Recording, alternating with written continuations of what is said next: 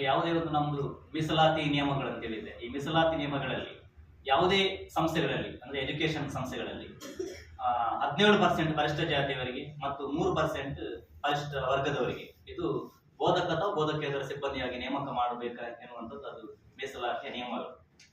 ಇದು ಸಮಾನತೆಯ ತತ್ವವನ್ನು ಹೇಳುತ್ತಿರುವಂತ ನಾವು ಭಾರತೀಯರಲ್ಲ, ನಮ್ಮಲ್ಲಿ ಸಂವಿಧಾನದಲ್ಲಿ ಹೇಳುವಂಥದ್ದೇ ಸಮಾನತೆಯ ತತ್ವ. ಅಂಥದ್ರಲ್ಲಿ ಕಾನೂನೇ ಆಗಿರುವಾಗ ಹೆಚ್ಚಿನ ಸಂಸ್ಥೆಗಳಲ್ಲಿ ಇವತ್ತು ಆ ತರ ಪಾಲನೆ ಮಾಡ್ತಿಲ್ಲ. ಮುಖ್ಯವಾಗಿ SDM ಎಜುಕೇಶನ್ ಸೊಸೈಟಿ ಈ ಆಡಳಿತದಲ್ಲಿ ಸುಮಾರು ಉಜಿರೆಯ ಕಾಲೇಜು, ಅದರಲ್ಲಿ ಸುಮಾರು 4 ಹೈಸ್ಕೂಲ್ಗಳಲ್ಲಿ ಈ ಪರಿಶಿಷ್ಟ ಜಾತಿ ಮತ್ತು ಪಂಗಡಗಳಿಗೆ ಮೀಸಲಿಸಬೇಕಾದ 20% ಅಂದ್ರೆ 17 ಪರಿಶಿಷ್ಟ ಜಾತಿ ಮತ್ತು 3% ಪರಿಶಿಷ್ಟ ಪಂಗಡದವರು ಈ ನಿಯಮವನ್ನು ಪಾಲನೆ ಮಾಡಲಿಲ್ಲ. ಇದು ಕಾನೂನನ್ನ ಉಲ್ಲಂಘನೆ ಮಾಡಿರುವಂಥದ್ದು. ಇದಕ್ಕೆ ನಮ್ದು ಈ ಜಾತದ ಮೂಲಕ ಹಕ್ಕೊತ್ತಾಯ ಮೂಲಕ ಇದು ಕೂಡ ಒಂದು ಬೇಡಿಕೆ, ಶಿಕ್ಷಣಕ್ಕೆ ಸಂಬಂಧಿಸಿದಂತ ಬೇಡಿಕೆ. 17% ಪರಿಶಿಷ್ಟ ಜಾತಿ ಮತ್ತು 3% ಪರಿಶಿಷ್ಟ ಪಂಗಡದವರಿಗೆ ಈ ಮೀಸಲಿಡಬೇಕು ಎನ್ನುವಂಥದ್ದು. ಇನ್ನೊಂದು ಧರ್ಮಸ್ಥಳದ ವೀರೇಂದ್ರ ಹೆಗ್ಗಡೆ ಅವರ ತಮ್ಮ ಹರ್ಷೇಂದ್ರ ಕುಮಾರ್ ತಾನು ಭೂರಹಿತ ಬಡವ ಅಂತ ಹೇಳಿಕೆ ಕೊಟ್ಟು 7.59 ಎಕರೆಗಳನ್ನ ತನ್ನ ವಶಕ್ಕೆ ಪಡ್ಕೊಂಡಿದ್ದಾರೆ. ಇದು ನಿಜವಾಗ್ಲೂ ವೀರೇಂದ್ರ ಹೆಗ್ಗಡೆ ಅಂತ ಒಬ್ಬ ತಮ್ಮ ಹರ್ಷೇಂದ್ರ ಕುಮಾರ್ ಭೂರಹಿತ ಬಡವ ಅಂತ ಹೇಳುವಂಥದ್ದು ಅದು ಕೇಳಲಿಕ್ಕೆ ಹಾಸ್ಯಾಸ್ಪದ. ಸೊ ಅದಕ್ಕೂ ಕೂಡ ಸರ್ಕಾರ ಮಂಜೂರು ಮಾಡಿದೆ 7 ಎಕರೆ ಅಂತ ಹೇಳುವಂಥದ್ದು ಅದು ಯಾವ ಮಾನದಂಡದ ಮೇಲೆ ಮಾಡಿದೆ ಅಂತ ಹೇಳುವಂಥದ್ದು ನಮ್ಗೆ ಒಂದು ಪ್ರಶ್ನಾತೀತ.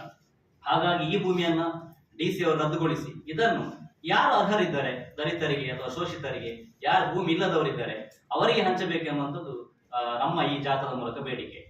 ಅದೇ ರೀತಿ ಸುಮಾರು ಈ ವೀರೇಂದ್ರ ಹೆಗ್ಗಡೆ ಅವರ ಸಂಸ್ಥೆಗಳಿಗೆ ಸರ್ಕಾರ ಸುಮಾರು 200ಕ್ಕೂ ಹೆಚ್ಚು ಎಕರೆ ಭೂಮಿಯನ್ನ ಕೊಟ್ಟಿದ್ದಾರೆ. ನೋಡಿ, ನೀವು ಸಾಮಾನ್ಯ ಜನರಿಗೆ ನಾವೀಗ ಹೇಳುವಂಥದ್ದು ಅದೇ, ದಲಿತರಿಗೆ 1 ಎಕರೆ ಭೂಮಿಯನ್ನ ಕೊಡಬೇಕು, ಕೃಷಿ ಮಾಡ್ಬೇಕು ಅನ್ನೋದಂತೇಳಿ. ಇಲ್ಲಿ 200 ಎಕರೆ ಭೂಮಿಯನ್ನ ಭೂ ಮಾಲೀಕರಿಗೆ ದೊಡ್ಡ ವ್ಯಕ್ತಿಗಳಿಗೆ ಕೊಟ್ಟಿದ್ದಾರೆ.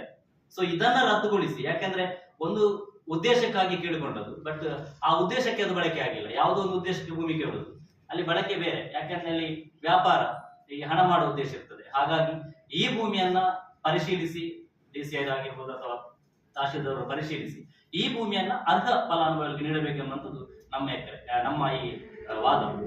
ಸೊ ಸರ್ಕಾರಿ ಭೂಮಿಯಲ್ಲಿ ಕೂಡ 1969ರ ನಿಯಮ 5ರ ಕಾನೂನಿನಲ್ಲಿ ಭೂಕಂದಾಯ ನಿಯಮ ಅಡಿಯಲ್ಲಿ 50% ದಲಿತರಿಗೆ ಮತ್ತು ಇತರ 50% ಉಳಿದವರಿಗೆ ಅಂತೇಳಿ ಹಂಚಬೇಕೆನ್ನುವಂಥದ್ದು ನಿಯಮ.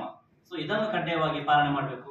ಮಾತ್ರವಲ್ಲದೆ ಎಜುಕೇಶನ್ ಸೊಸೈಟಿ, ಧರ್ಮಸ್ಥಳದ ಎಜುಕೇಶನ್ ಸೊಸೈಟಿಯಲ್ಲಿ 44 ಎಕರೆ ಈ DC ಮನ್ನ ಭೂಮಿ, ಡಿಪ್ರೆಸ್ಡ್ ಕ್ಲಾಸ್ ಅವರಿಗೆ ರಿಸರ್ವೇಶನ್ ಇಟ್ಟಂತ ಭೂಮಿಯನ್ನು ಈ ಧರ್ಮಸ್ಥಳ ಶಿಕ್ಷಣ ಸಂಸ್ಥೆ ವಶ ಪಡೆದುಕೊಂಡಿದೆ. ಸೊ ಇದಕ್ಕೆ ಪರ್ಯಾಯವಾಗಿ ನಾವು ಅದೇ ಜಾಗದಲ್ಲಿ ಕೊಡಬೇಕಂತ ಕೇಳ್ತಾ ಇಲ್ಲ, ಅದಕ್ಕೆ ಪರ್ಯಾಯವಾಗಿ ದಲಿತರಿಗೆ ಎಲ್ಲಿಯಾದರೂ ಈ ಭೂಮಿಯನ್ನು ಹಂಚಬೇಕು.